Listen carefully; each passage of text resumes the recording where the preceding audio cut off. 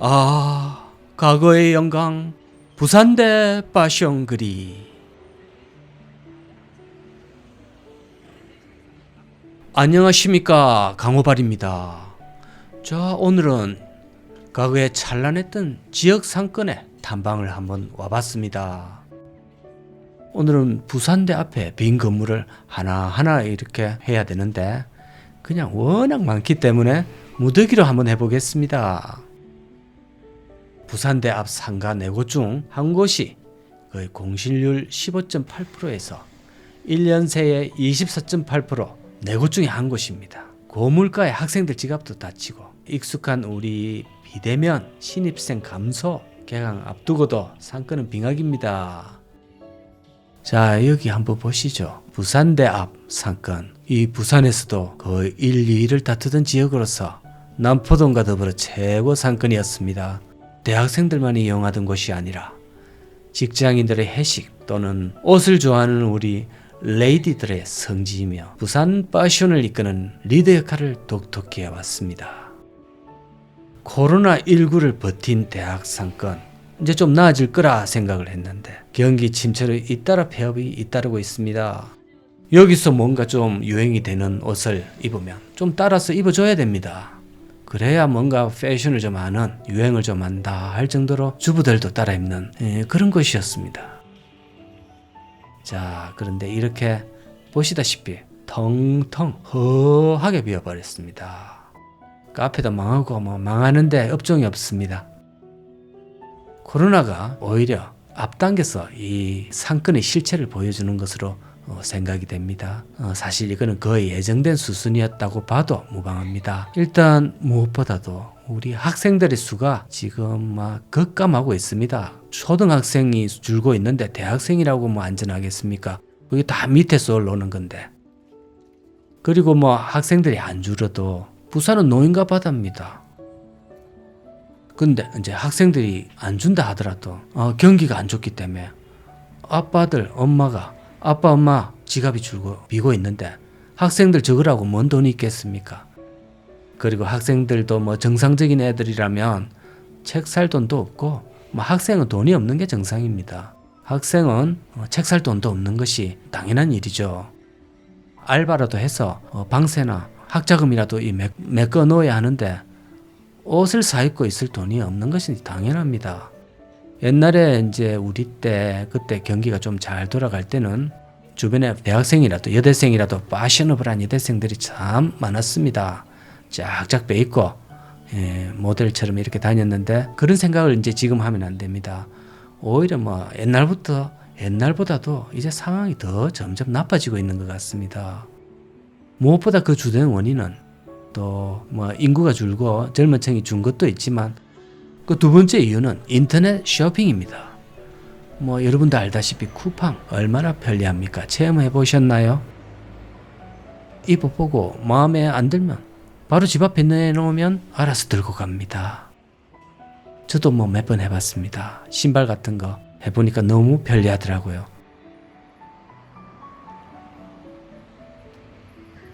인터넷으로 그렇게 뭔가를 산다는 것은 뭐 치수 같은 것, 색깔이 화면에 나온 거와 뭐 일치하느냐 안 하느냐 이런 것이 약간 염려가 되는데 일치가 잘 안 된다 하더라도 생각하고 좀 다른다 하더라도 이게 워낙 잘 반품이 돼버리니까 뭐 걱정할 필요가 없습니다.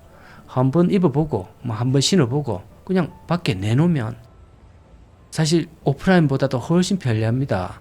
뭔가 반품을 한다는 것은 주인에게 상당히 부담이 가는 행위입니다. 미안하기도 하고요. 그런데 뭐 얼굴 안 보고 내놓으면 바로 그냥 가져가 버리니까 상당히 오프라인보다 훨씬 부담이 없습니다.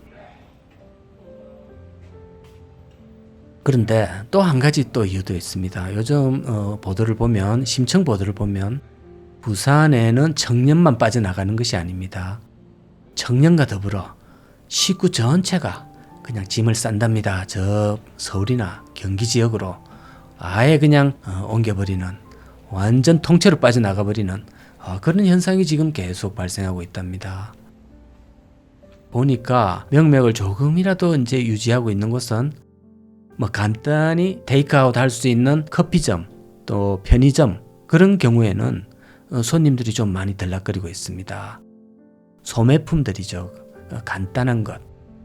또 그리고 점심때 구내식당에서만 맨날 먹으니까 이제 그거 좀 지겨울 때 밖에 나와서 라면이나 값싼 된장찌개 같은 그런 음식, 애들이 좋아할 만한 것 아주 또 저도 사 먹어보니까 아주 가격이 저렴하고 좋습니다.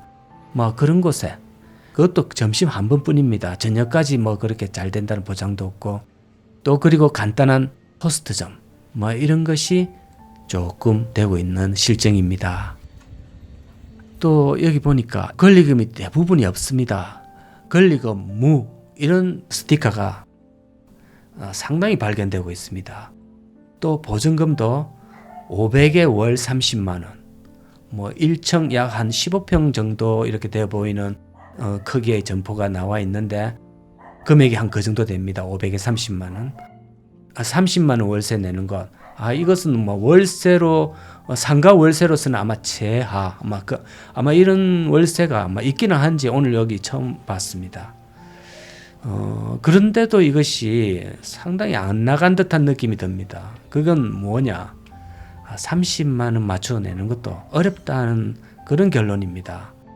30만 원도 우습게 보이지만 사실 맞춰내는 입장에서는 30만 원 뿐만 아닙니다. 아마 또 한 100만 원 가까이 되는 관리비도 있을 겁니다.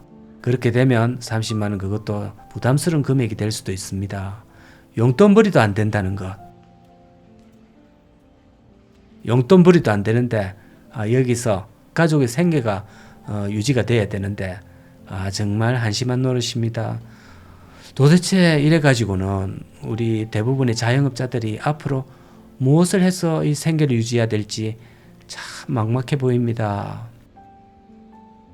제가 뭐든 말리는 입장인데 뭐 웬만하면 하지 말라는 입장입니다. 그런데 뭐라도 해야 되는 입장을 잘 알고 있습니다. 안 하면 뭐 다냐. 돈이 엄청나게 많이 있지 않은 이상은 뭐라도 해야 되는 거. 그 사정을 저도 잘 알고 있습니다.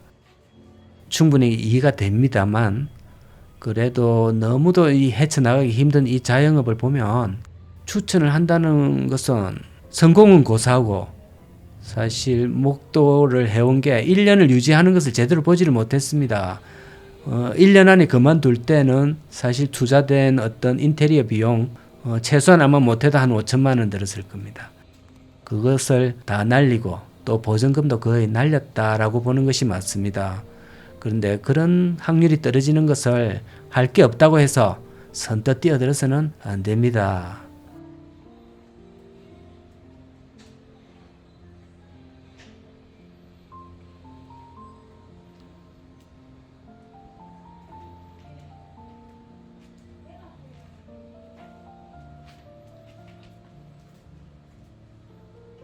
할 게 없으면 차라리 몸빵을 해야 됩니다. 어쩌면은 우리는 이 몸빵을 지나치게 이제 피하려고 하다가 몸빵보다도 더 힘든, 차라리 몸 힘든 게 나을 수도 있습니다. 세상을 살다 보면 경제적 타격을 입는 것, 그래서 회복 불능이 되는 것, 그것은 몸 힘든 것보다 훨씬 힘든 상황이 되는 것입니다.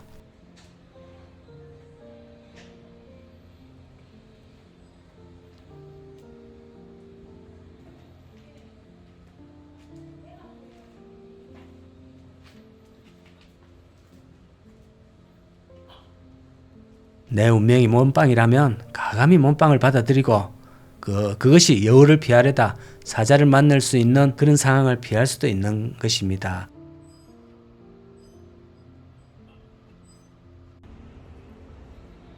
오늘은 유명한 상권에서 한번 촬영을 해봤습니다. 감사합니다.